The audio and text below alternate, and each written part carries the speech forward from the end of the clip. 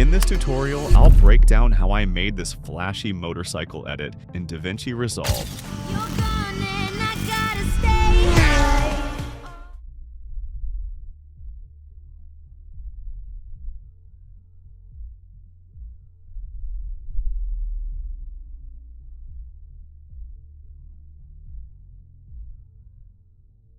This is how the timeline looks, and I promise it's way easier to make than it looks.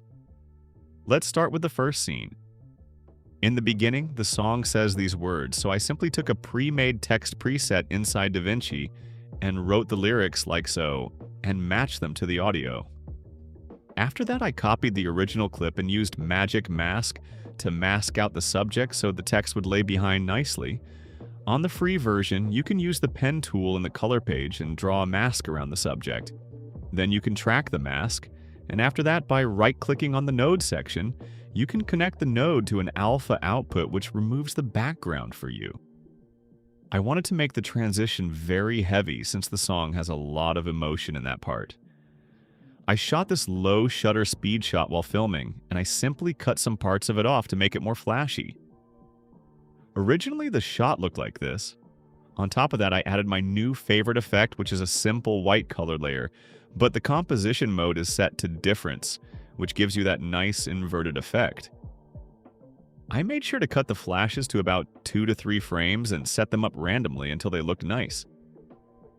In the middle, I added an adjustment layer where I put this TRACERY effect from the car video guy. If you want to check out the effect, there's a link to it in the description. So basically, I just played around with the settings until it looked good. For the lines, I chose dotted and curved lines to kind of replicate the curves of the bike. And also, I didn't want them to be too overpowered by being solid lines. I kept the boxes rectangular and center markers as crosshairs. I also changed the color of everything to white except the coordinates so they would pop out better. I chose yellow since some parts of the bike are yellowish or orange. Then for the next sequence, I started by just adding a little camera shake effect, which enhances the illusion of speed.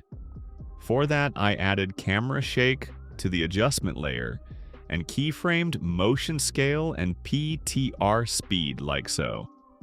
I also added this text to show what the lyrics say. This is a simple text plus layer.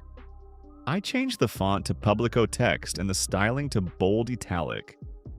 To get this inverted color effect, I used the same method as for the flashes. I changed the composition mode to difference. It gives you a pretty nice looking text effect with no effort. These next few sequences are pretty much the same, but I'll go through them one by one. First, I added this low shutter shot on the transition point. Then again, I added a few flashes like so. These are 3 frames long, and I'm working in a 30 frames per second timeline, so each lasts about 1/10 of a second. The adjustment layer is just a copied version from the first one, so it has the same settings.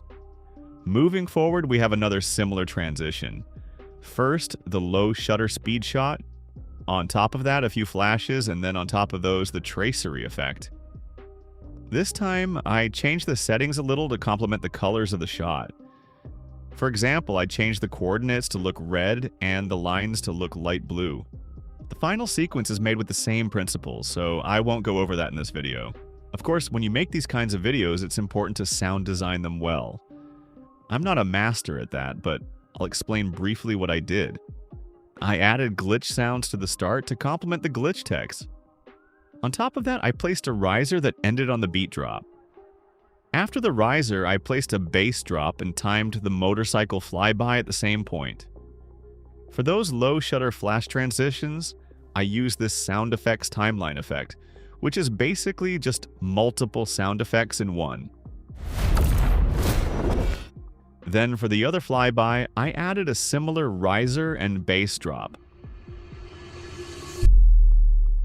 That's basically how I made this video.